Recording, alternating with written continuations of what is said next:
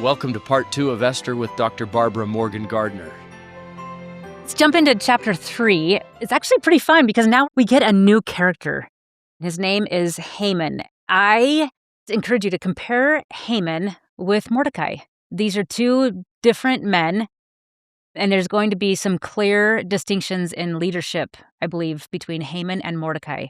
Starting in verse 1, after these things did King Ahasuerus promote Haman, the son of Hammedatha, the Agagite. We know a little bit about him. We see that Haman is an Agagite. So this is a different country, different ruling. We don't know why Haman has been promoted, though. I wish we knew. I don't know if he had something to do with saving the king here. Somehow he was involved. We just don't know. We just know that he was promoted. We know that he's advanced, and it says, and set his seat above all the princes that were with him. Something that Ahasuerus is seeing with Haman causes him to promote him, and now he's in this very serious position of leadership, second only to the king. We see in verse 2, and all the king's servants that were in the king's gate bowed and reverenced Haman. Now we're starting to see we have this man. He has just received a new responsibility. It's back to section 121. I'll just say this as a foreshadow. This man just got a whole level of authority and power. Let's see what happens to him. Oh, boy. Oh, boy. So for the king had so commanded concerning him, but Mordecai bowed not, nor did him reverence. We have this person, Mordecai, we can see he has a backbone, and everybody else is going to be bowing down to Haman. Mordecai refuses to bow. Then the king's servants which were in the king's gate said to Mordecai, why transgressest thou the king's commandment? Now it came to pass that when they spake daily unto him, and he hearkened not unto them. It didn't matter how many times they tried to get him down from the mountain. He wasn't coming down from the mountain. It didn't matter how many times they asked him to bow. He would not bow. He's keeping to his guns. He knows the principles that he's basing his life on, and he's not going to budge and compromise his principle. They told Haman to see whether Mordecai's matters would stand, for he had told them that he was a Jew. Which brings in a whole other element. Up to this point, Esther hasn't said anything about being a Jew, but we know that Mordecai has. Mordecai has made that known. Esther has not made that known. And when Haman saw that Mordecai bowed not, nor did him reverence, Haman was full of wrath. Verse 6, and he thought scorn to lay hands on Mordecai alone. It's beginning to bug him so bad that he's thinking about, what can I do to this guy? How can I get him alone? How can I hurt him? For they had showed him the people of Mordecai, wherefore Haman sought to destroy all the Jews that were throughout the whole kingdom of Ahasuerus, even the people of Mordecai. This is what people are warned of over and over and over again in the scriptures, especially in the Doctrine and Covenants, and especially when it comes to leadership and power and authority. He's not just bugged at one person. He is going to destroy the whole Jewish... talk about going to extremes, right? Yeah. This guy's not going to bow to me, so I hate everyone that has anything to do with it. This is racism at its finest. This is what President Nelson and President Oaks have taught us so recently. Root out racism. What's interesting about Haman is he does have a wife, but he doesn't have the right kind of wife. Apparently, again, I don't want to judge his wife, but what you see in chapter 6, you're mentioning wife here, and Haman told Zeresh his wife and all his friends everything that had befallen him. We'll have to go back to this to see what his wife says. Then said his wise men and Zeresh his wife unto him, if Mordecai be of the seed of the Jews, before whom thou hast begun to fall, thou shalt not prevail against him. Zeresh, his wife, is going to become pretty obnoxious. She's actually going to say, yeah, go ahead. Let's kill Mordecai. Let's put him up and hang him. Who are you surrounding yourself with? Who are you marrying? Who is lifting and building? And these two, the husband and wife here, this is not a good couple. This is a couple who is prideful together, and that he goes back to his wife and tells him this story, and she eggs him on in a negative way. They're trying to decide, what are they going to do? They go back to the king. We're seeing this ugly flattery. There's so much flattery that is associated with pride, but watch the flattery here. And Haman said unto King Ahasuerus, there is a certain people. Notice he doesn't even mention who the people are. There is a certain people scattered abroad and dispersed among the people in all the provinces of thy kingdom, and their laws are diverse from all people, neither keep they the king's laws. Therefore it is not for the king to profit to suffer them. If it please the king, let it be written that they may be destroyed. It's so frustrating. Haman has one person that will not bow down to him, and instead of acknowledging to the king that there's a man who won't bow down to me, he's putting that on the king and saying there are a number of people who are not being obedient to you. This is so destructive. He has convinced the king that people are against him, when in reality, no one is against the king. We're going to see this for the next few chapters with Haman. His anger and his pride literally overtake his entire personality because one person will not bow down. He can't let one person go. And he doesn't realize it. And this is a bit of a spoiler, but he has just sealed his own fate as he continues down this path. He thinks he's winning. Yeah. Then we see that the king's caught up in this. What? There's somebody who's not bowing down to me? Well, we already know how the king treats people who don't bow down to him. He was just convinced by all these people that he was going to let his wife go. He's delegating his power to someone else without actually understanding the situation, without finding out more on his own. It says, the king said unto Haman, the silver is given to thee, so yes, go ahead, you have my permission. Then the king's scribes wrote down basically this law, and if you jump over to the end of verse 12, he is able to write in the language in the name of King Ahasuerus, was it written, and sealed with the king's ring. The letters were sent by the post in all the king's provinces to destroy, to kill, and to cause perish all the Jews, both young and old, little children and women, in one day. That's just sick. This is leadership at its worst. This is the opposite of peacemaking. President Hinckley has a great talk where he talks about how anger really can destroy a person, how anger causes people to end up in jail and in prison. The anger is not only taking away the agency of the people who are going to be killed or who are in line to be killed, but very clearly the anger is taking the agency of Haman. He cannot control himself right now. It's changing him as a man. The king is so disappointing here, too. He's the most powerful man in the kingdom, and you feel like he has zero control. It's an extremely important point when it comes to leadership, especially with the church and families. We have to know our own power. We have to recognize our own authority. We have to recognize when a prophet is speaking, or a bishop is speaking, or a stake president, or a relief society president, or a father or a mother. It's going to take different weight depending upon the power they've been given. A mission president can make a statement that will affect a missionary for good or bad for the rest of your life because of the trust level between the missionary and the mission president. The mission president learns, I need to be careful with how I use my words and how I guide and counsel. He makes zero decisions for himself. The only decision I see him making is in chapter 1 when he wants Vashti to come parade out. Yeah. When she doesn't do that, he's just really angry. But other than that, everyone else is telling him what decisions to make. To me, it seems that he has not based his leadership on principle. This is from President Kimball. This is a very important point when it comes to leadership, Christ-like leadership, covenant leadership. He says this, Jesus operated from a base of fixed principles or truths rather than making up the rules as he went along. Thus, his leadership style was not only correct, but also constant. Jesus said several times, come follow me. His was a program of do what I do rather than do what I say.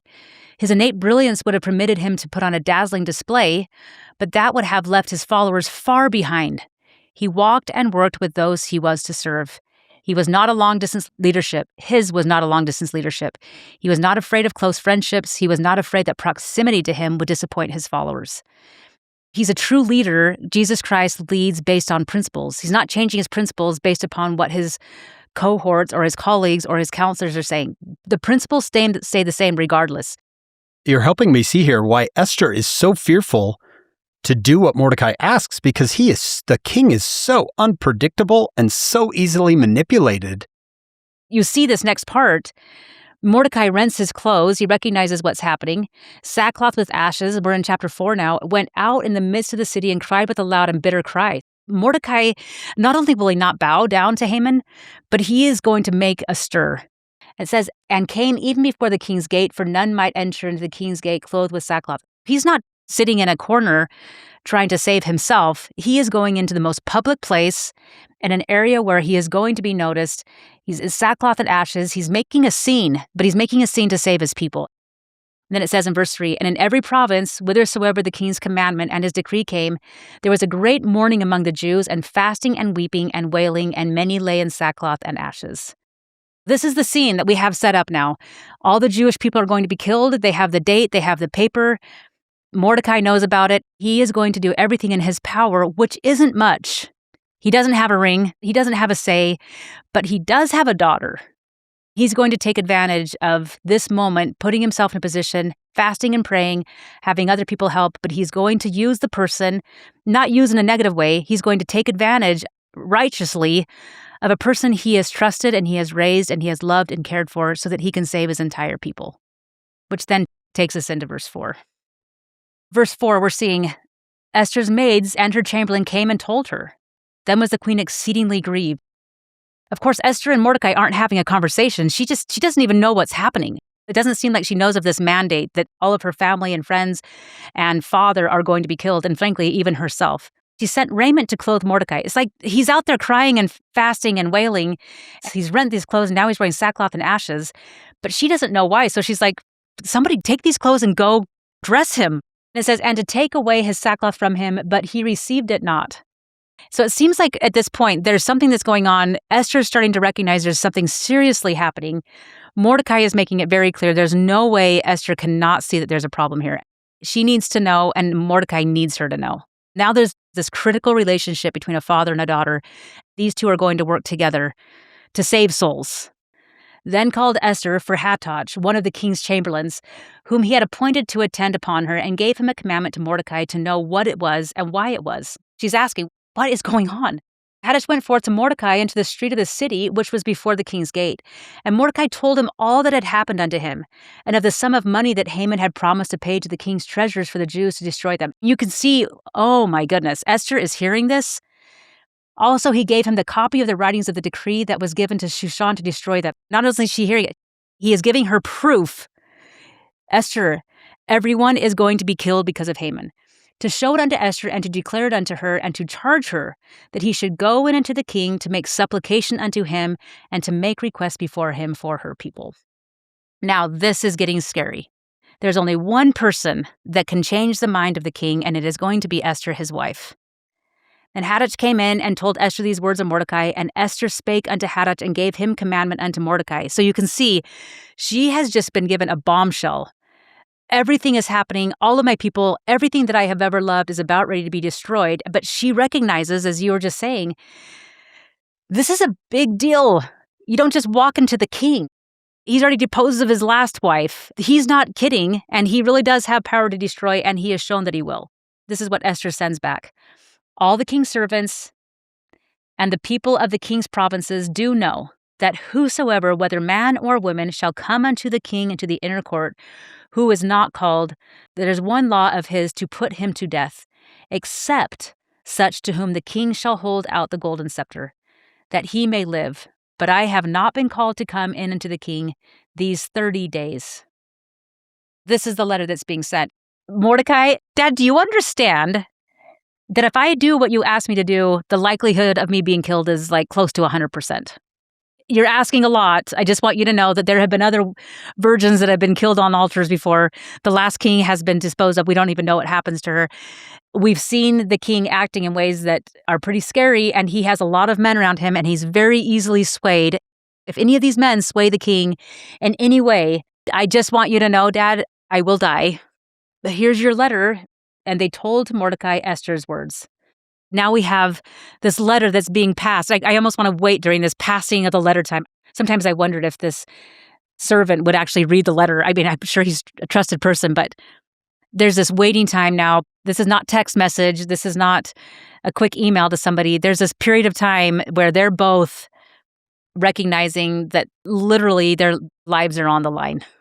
They're just, now what? And I would imagine there's this period of pondering, there's a period of praying, there's a period of understanding, there's deep contemplation. Like President Oakes has just said, this is real for them. This is real. Courage is not the absence of fear. It is feeling great fear and doing it anyway. Yeah, having great resolve. Wow. I think of Esther, like, really, what do you do? It's very scary. It's Daniel in the lion's den. I mean, do you keep praying out loud? Or do you stop? Also, Barb, the amount of money that's involved. I know that seems like, oh, that's not a big deal, but to a king, to Haman, money changes people. It can cause you to do some things you maybe would never do. She probably knows who Haman is and the power that he has. This doesn't sound like a guy you get in his way. If Haman's sitting there and he says to King Ahasuerus, yeah, don't let her talk. Well, she's done. Because he falls for everything, it seems.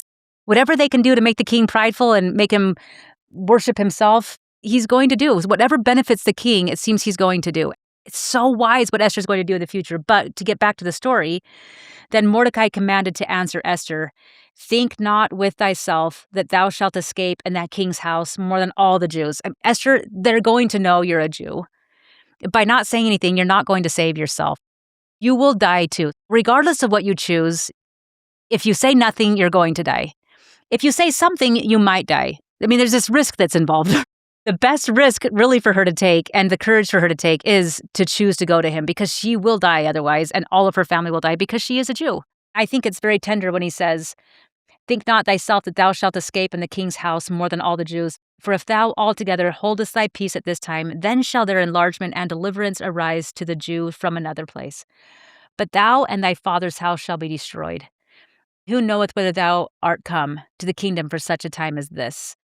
Esther, everyone's counting on you now. Everyone, including me, and I love you dearly, and please help us. Clearly she is come to the kingdom for such a time as this. I see Mordecai. He's a fantastic mentor. Teaching, helping, shaping, but then the moment comes and you can do this. It's an interesting situation when there's this law, as we read in verse 11, and she has seen it happen before. Others get killed just for approaching the king without permission. Oh, yeah. For most of us, we don't ever have to go through this kind of extreme situation. But that very simple principle, who knoweth whether thou art come to the kingdom for such a time as this, I hope we don't go over that too quickly, because there is a reason everyone was born on the earth when we were born on the earth, the families that we were born into, etc. If we all really thought about it, there is a reason why every single person, you who are listening, you are born for such a time as this. This is a make it or break it moment. For such a time as this, there comes a time when you have to say, I'm either all in or I'm not all in. I love this quote by Sharon Larson. She says, "If we are going to lead in righteousness, there can't be any question where we stand. Educating our desires so our standards are the Lord's standards sends a clear message that in the Lord's kingdom there are no double standards. We have made covenants with the Lord, and leading often tests the level of our commitment to those covenants." I love that phrase. Leading often tests the level of our commitment to those covenants. We're put in a position to make a decision. Then we understand how in we really are. Are we really going to follow through with this? Are we really going to follow the Spirit? This is her position right now. President Nelson was a modern day Mordecai, don't you think? Listen to this from the talk, The Hope of Israel. If you choose to, if you want to, you can be part of it. You can be a big part of something big, something grand, something majestic. He says, participating in the gathering of Israel will require some sacrifice on your part. It may even require some changes in your life. It will definitely take some of your time and energy and your God-given talents. Are you interested? Very much this is your moment. This recent high school graduation, I started seeing these pictures circulate of all of the young men and young women, seniors who had received mission calls, taking these huge pictures in front of the school, in front of the temple, I think. My daughter's in one of them, and it's like, wow, look at this. Look at how many of them. And I was marveling, and my wife said, oh, a lot of schools are doing that. And they started showing all these pictures. Thinking of President Nelson's talk, as you mentioned, this hastening the work, it is all happening. I love the phrase, you were sent for such a time as this. The mission age being lowered for the sisters. Wow, look at him go at this time. Back to President Nelson here. John, you're right on. This gathering should mean everything to you. This is the mission for which you were sent to earth. That's Mordecai in our day. If this is their mission, then what is the mission of their leaders? What's the mission of the fathers and mothers? What's the mission of the seminary teachers and the young men and young women leaders? We are the ones, the grandparents, we're the ones who have been called to train them on how to do this. If they're the ones that are doing it, and I hope that we're the ones that are preparing them to do that. And preparation is a huge element of this story. Esther had to be prepared. It doesn't say, who knoweth whether thou art come to the kingdom for such a time as... Yes, she has come to the kingdom for such a time as this. There's a lot of preparation that's being done by Mordecai to get her to this point, and by the Lord and by others to get her here. The question is, will she actually do it? I think that that's the question for so many. There's a quote that I found by Lorenzo Snow that I think actually really hones this in for me. He says this: in many instances of a similar nature, where the destruction of the people of God seemed imminent, and there appeared no way of escape, suddenly there arose something or other that had been prepared for their salvation to avert the impending destruction. We find this in the case of the Israelites when led by Moses. When they came to the Red Sea and the Egyptian army in their rear threatened their destruction, there seemed no way of escape. But at the very moment when deliverance was required, behold, it appeared, and they were delivered. So it has been, and so it ever will be with us. Notwithstanding our difficulties may appear very great, yet there will be means provided for our escape if we ourselves perform the duties incumbent upon us as the children of God. But it may become necessary in the future, and this is the point I wish to make, he says, for some of the saints to act the part of Esther, the queen, and be willing to sacrifice anything and everything that is required at their hands for the purpose of working out the deliverance of the Latter-day Saints.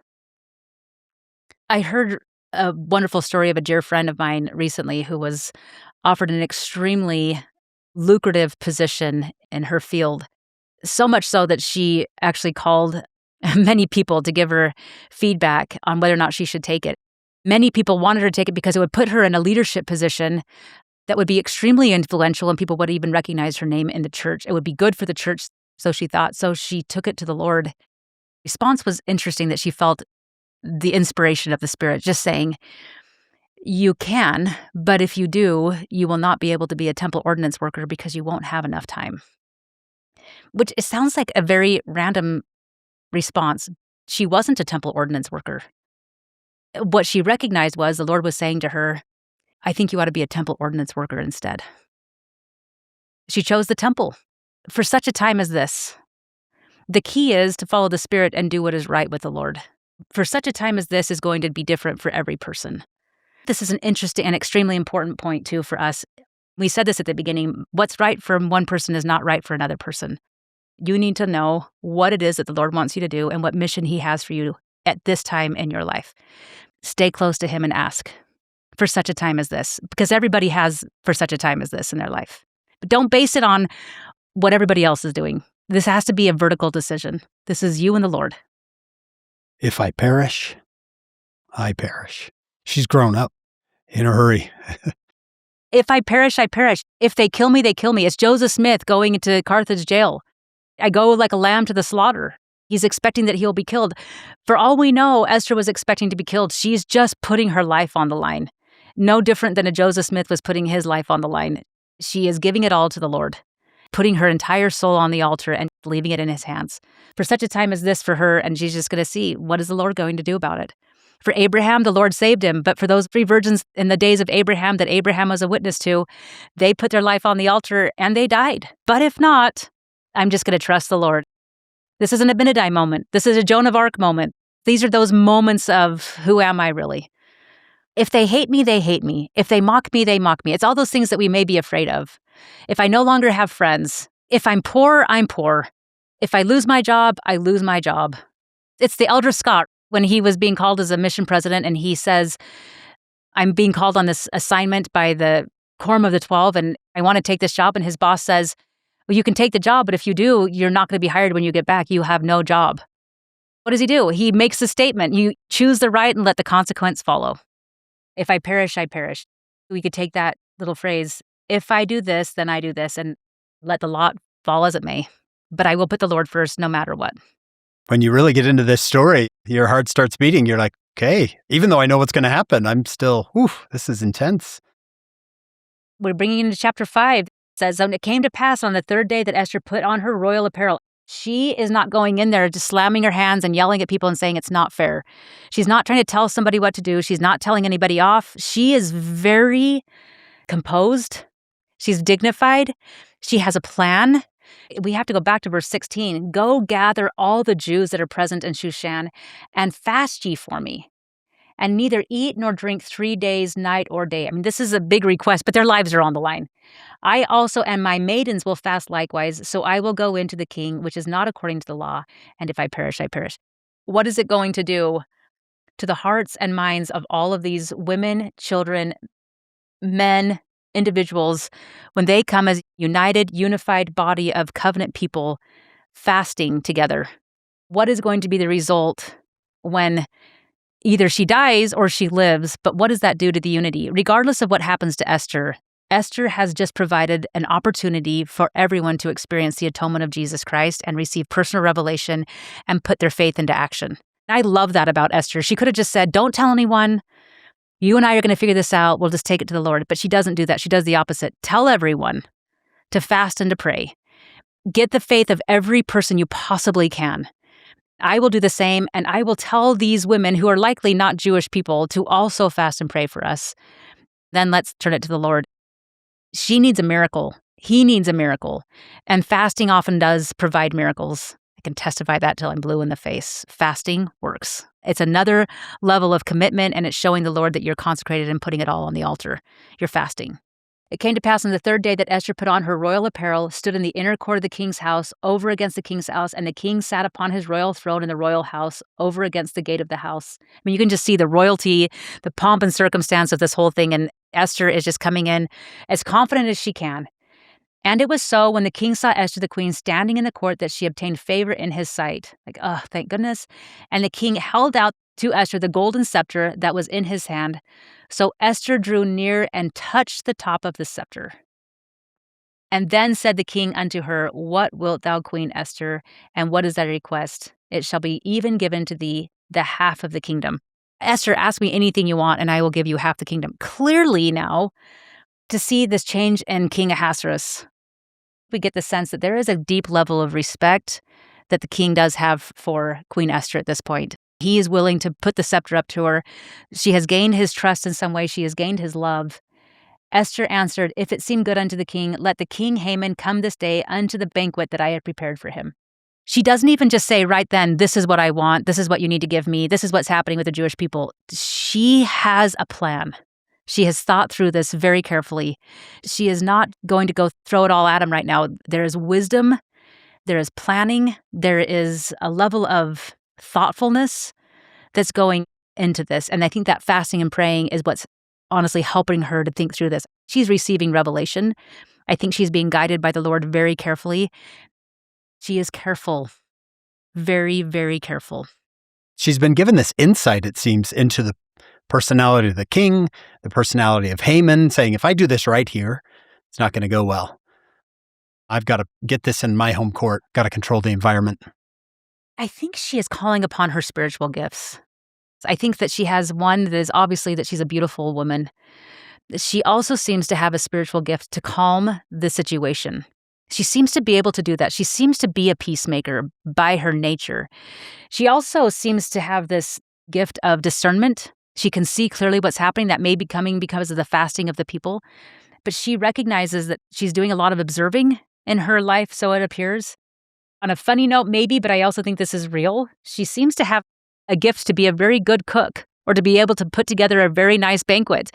And I actually mean that in seriousness. She's trying to get the heart of her husband. That sounds so weird to say that.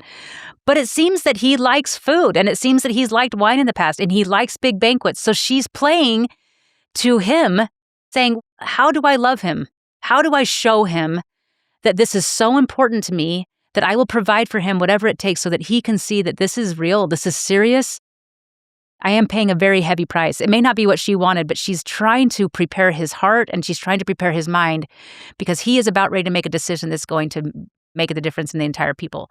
I do believe that these are part of her spiritual gifts that she has. For such a time as this, all of us have spiritual gifts and they need to be used at these moments. She's going to use hers. The Lord clearly knew who she was and what gifts she had and what she was able to do.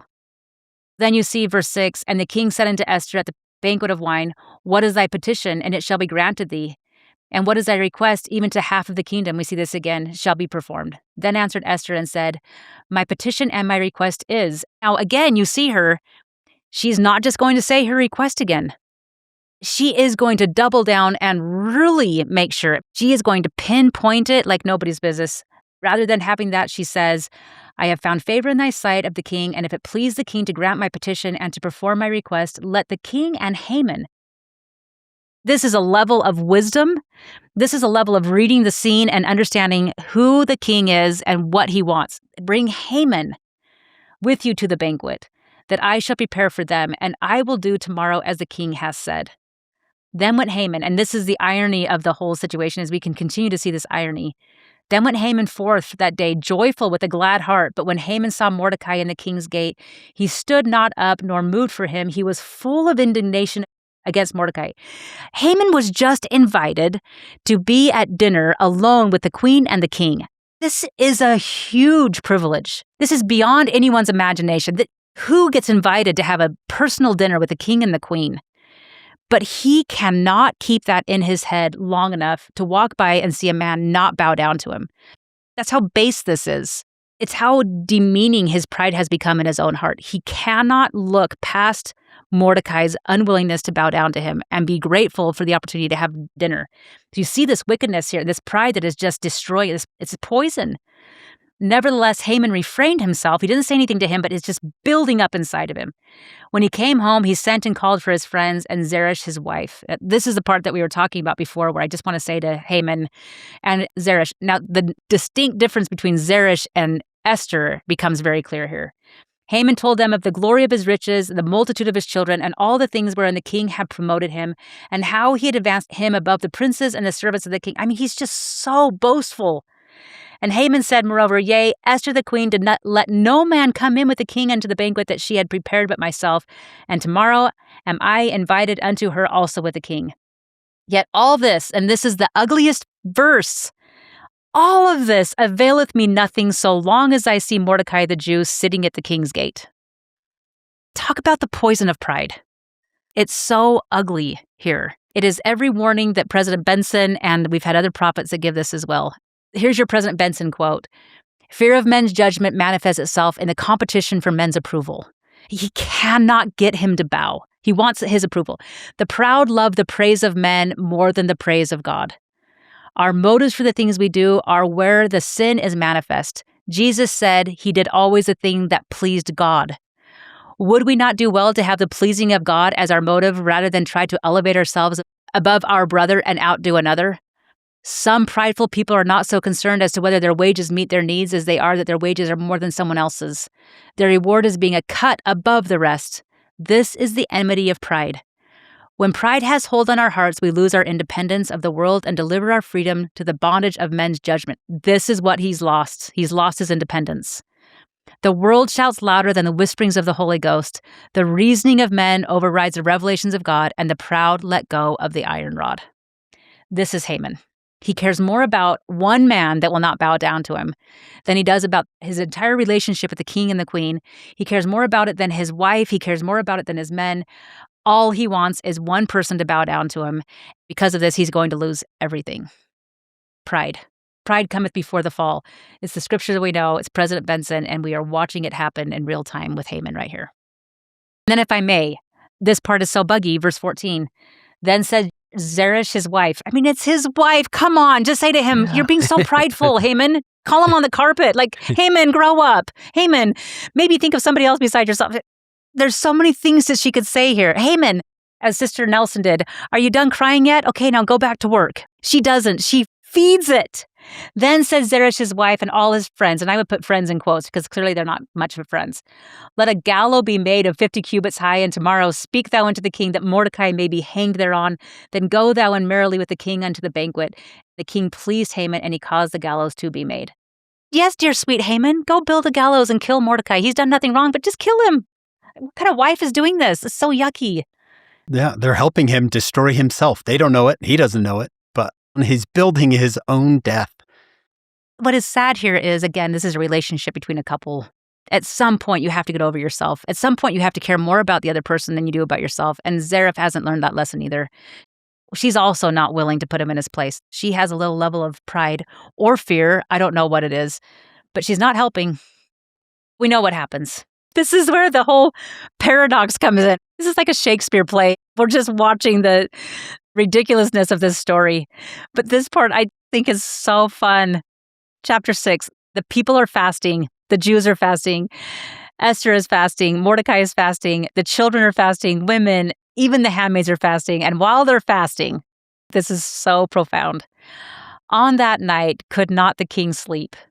And he commanded to bring the book of records, the chronicles, and they were read before the king. And it was found written that Mordecai had told of Bigthana, again we have Big, and Teresh, two of the king's chamberlains, the keeper of the door, who sought to lay hand on the king Ahasuerus. To me, that is an absolute answer to their fasting and to their prayers. What else could have happened in order to make the king recognize that there is some Mordecai that needs to be saved out there? The only way that this could happen is the Lord, because he's not listening to anyone else. Mordecai can only be saved if the Lord steps in. This is the parting of the Red Sea for Mordecai and the Jewish people. It's just as strong. The king now is going to think to himself, whatever happened to this guy? Well, why is he thinking this? Because the Spirit is guiding him to this.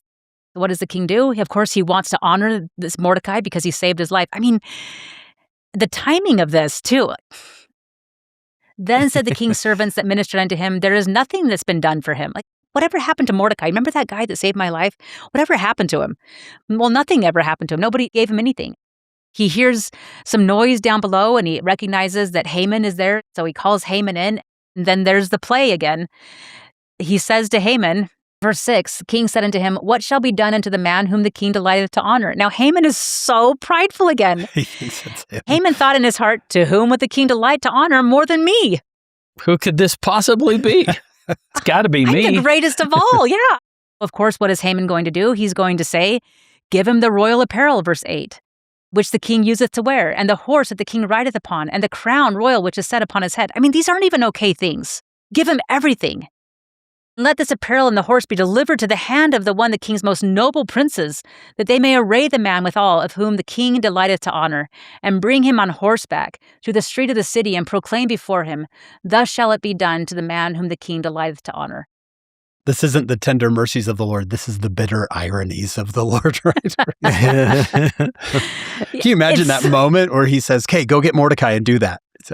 What? Yes. I mean, it's so sickly, sadly funny, the irony of the situation. The king said to Haman, make haste and take the apparel and the horse as thou hast said. And you're just waiting for this next, take haste and go do all these things to Mordecai. Bum, bum, bum. You just feel it's like, what? I just see him like Haman just fall. Like, wait, to who? Mordecai? This man who won't bow to me? It's almost like you want Haman to respond, but Haman stays silent. What do you say to the king who his best person, this one, it's not him. His worst enemy just got his job. He's been fighting this man, and the man that he could not stand more than anyone else on the entire earth was just given everything that he thought he deserved. Then took Haman the apparel and the horse and arrayed Mordecai.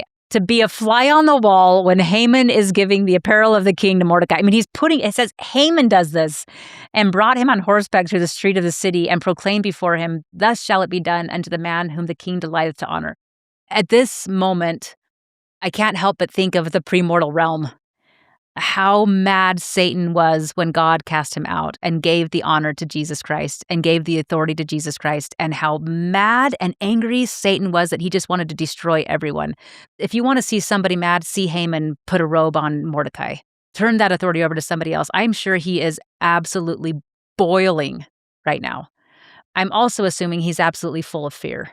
I think that that's one of the reasons why Satan is the way he is because he's full of fear and he's full of anger.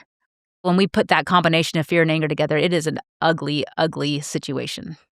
He's full of fear because he's seeing that Mordecai, the person he hates, is now taking some lead, and it's ugly. Mordecai came again to the king's gate, but Haman hasted to his house mourning and having his head covered. Mourning is an understatement. Haman told Zeresh, his wife, and all his friends everything that had befallen him. Then said his wife, and we looked at this before, and the wise men, Zeresh his wife, unto him, if Mordecai be of the seed of the Jews. Now, finally, his wife is making a little bit of sense. Well, Haman, if Mordecai be of the Jews, guess what? You're not going to prevail against him. Because God is the God of the Jews, and you are nothing. Good luck, sweetie. Yeah, you're right. You're dead meat. And Mordecai, you are something else as this humble leader, and Haman, you're in trouble. While they are yet talking with him, came the king's chamberlains and hasted to bring Haman unto the banquet that Esther had prepared. Now the plot thickens.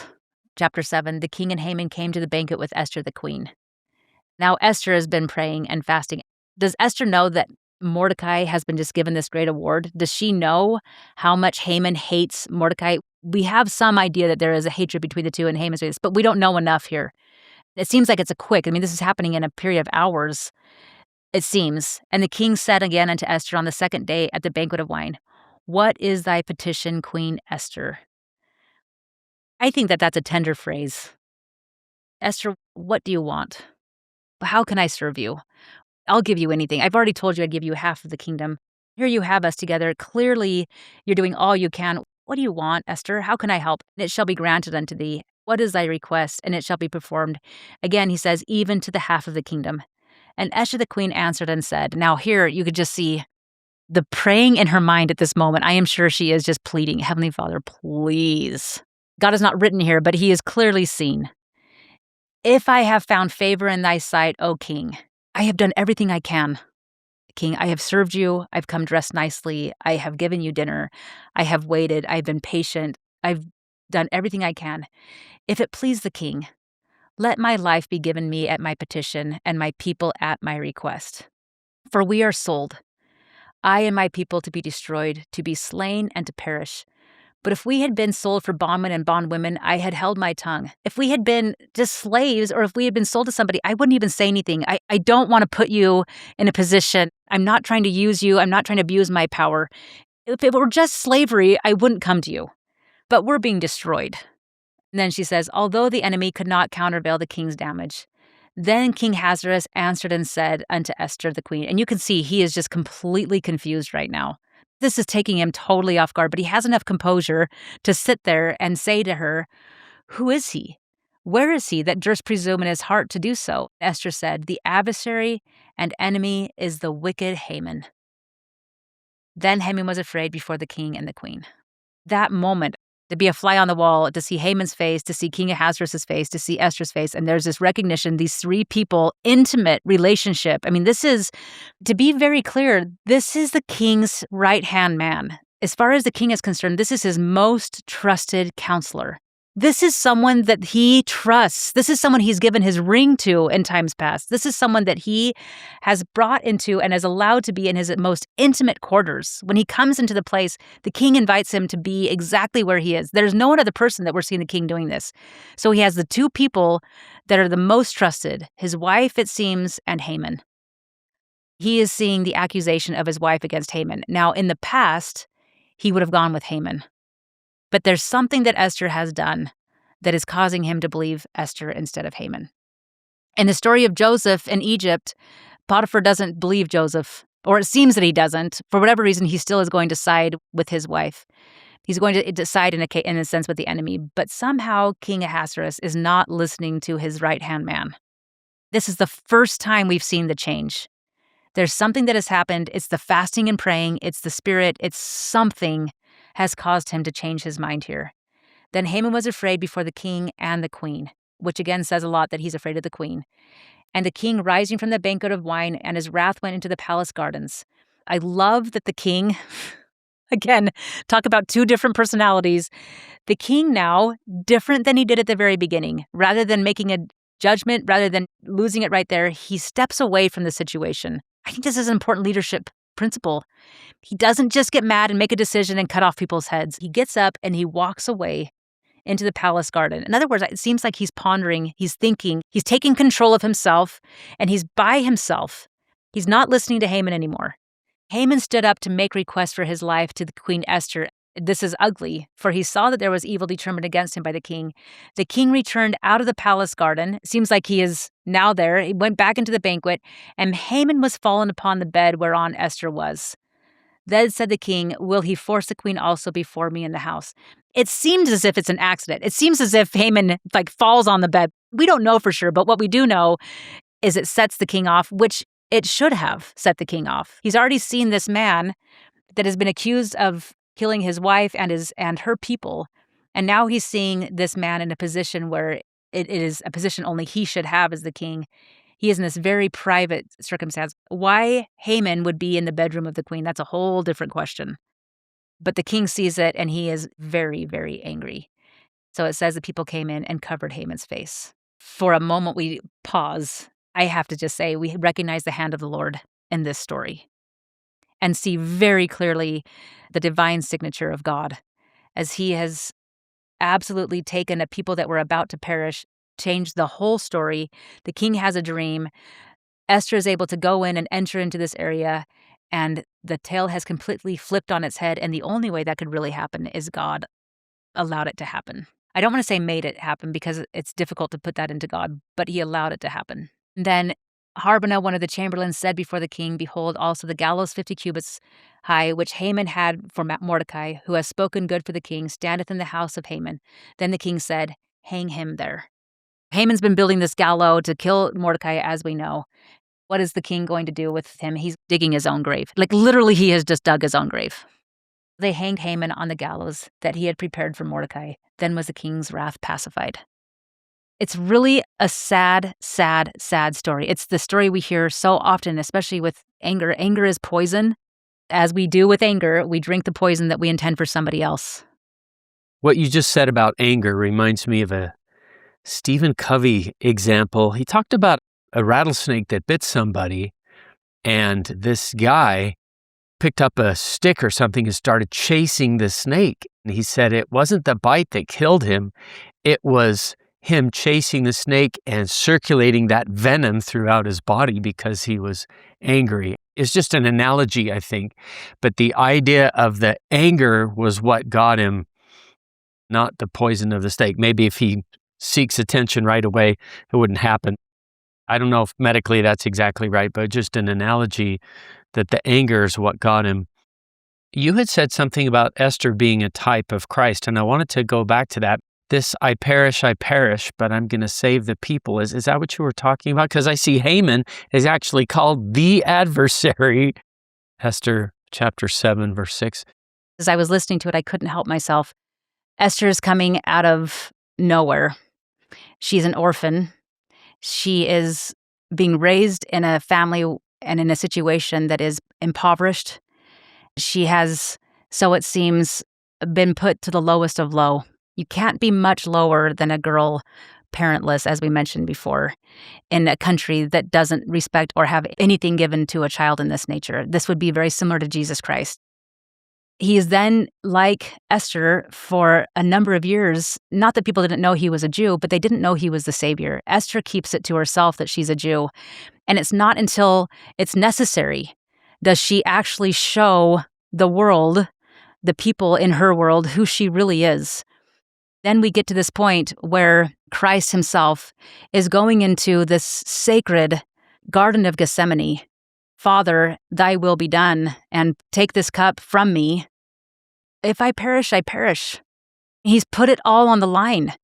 Esther's in a similar way. She's going to, in this case, "Please take this cup from me. Take this bitterness from me. My people are all going to be killed." And Christ is in a position where he is going to save the entire human race. And Esther is in a position that she can save her entire population of people.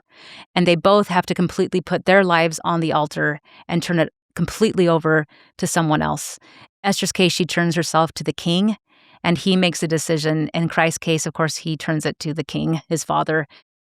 I wonder about Vashti and her role in this. Vashti comes before Esther and provides the way, just as there is a John the Baptist coming before the Savior, and he is providing the way. As we know, he has the Last Supper. He has a meal with these people. He has a meal with those he loves the best, including the person who is going to kill him. Esther has a meal with her people, the king and the man who was trying to kill her. Esther was willing to put her life on the line just as the Savior was willing to put his life on the line. Yes, I think that there is a serious connection as a type of Christ here. We don't see women as types of Christ, as I said, very much, but to me, the more I read this, I just think, wow, this is Esther. She is a covenant woman. She is called of God for such a time as this, as the Savior was, to perform and save an entire group of humanity, and the only way she could do it was to put her life on the line. To me, this is a very sacred moment. Who is it that puts Mordecai in this position? It's Esther. Esther's the one that crowns Mordecai. Esther's the one that makes it so he becomes the new ruler. I think it's very fascinating in this relationship that it's the woman who puts the man in position here, and the man rules seemingly in righteousness. to fulfill the purposes. It's a father-daughter, but it's a very sacred moment, what is given, the authority that Esther is given by the king for other people is not only symbolic, but extremely sacred. I was thinking about Haman, and do you both remember the verse in Isaiah where Isaiah says, "Don't fight against Zion. You'll be like a person who is dreaming, and in their dream they are eating, but then they wake up and they are starving." Yes, exactly. Yes. It's so bad. Through the whole story, it looks like Haman's going to win. And then at the last moment, it's completely swapped in our world today. Sometimes it looks like the adversary is going to win. But hold on, the story flips. Yeah, the story flips. God will always fulfill his covenants with his people, period. Isn't it great? Isn't this such a great book? Ah! That was a lot of fun. So yeah, you had me on the edge of my seat, and I knew what would happen. That moment where she goes in, I can't imagine that deep breath of, okay. I really do believe that as we continue to read the scriptures, even if we've read the same verse 1,000 times, the Lord will teach us something different depending on our state in life. For me, that's been the case with studying again Esther. So I appreciate this opportunity because I've learned a lot from my own personal life and how to grow and lead and how to be careful and wise and patient and temperate, as Elder Suarez recently talked about those important things. Chapter 8. Verse 11, wherein the king granted the Jews which were in every city to gather themselves together and to stand for their life. I love that they're standing for their life. He's not asking them to bow down to him. He's saying, you Jews, you have a right to stand up for your life, to destroy, to slay, and to cause to perish all the power of the people and province that would assault them, both little ones and women, and to take the spoil of them for a prey. And then upon one day, the provinces of King Ahasuerus, namely upon the 13th day. So this was what they were allowed to do. They don't do it exactly like that. They don't take the prey. There's a whole other story behind that. I love also in verse 15, and Mordecai went out from the presence of the king in royal apparel. This is the prototype, in royal apparel of blue and white, and with a great crown of gold, and with a garment of fine linen and purple, and the city of Shushan rejoiced and was glad. And the Jews had light and gladness and joy and honor. I love that verse. The Jews had light, gladness, joy, and honor. I mean, talk about a flip. They went from fear, they went from death, they went from all these things. They fasted and prayed. And now, again, the flip. Joy, light, honor. In every province and in every city, whithersoever the king's commandments and his decrees came, the Jews had a joy and a gladness and a feast and a good day. And many of the people of the land became Jews, for the fear of the Jews fell upon them. I don't think that they're afraid of the Jews. I think that it's that fear, it's that recognition, it's that respect of the Jews came upon them. Then we have this last part, which I think is very, very powerful. It's this Feast of Purim. It's this, to this day, as we know, the Jewish people still celebrate this incredible day when they were free because of Esther. Hank, Barbara, I'm looking in my kids' application Bible that's written just for guys my age.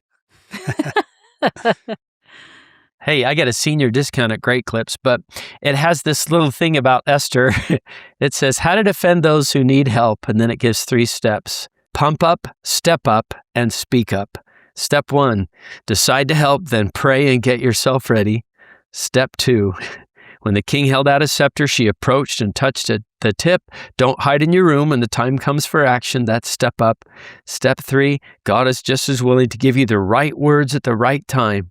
Don't worry about how people will respond to your words. That's between them and God. Speak up. So I like that. Pump up, step up, speak up. That's what Esther did. It is, John, the quote from President Kimball that was quoted by President Nelson.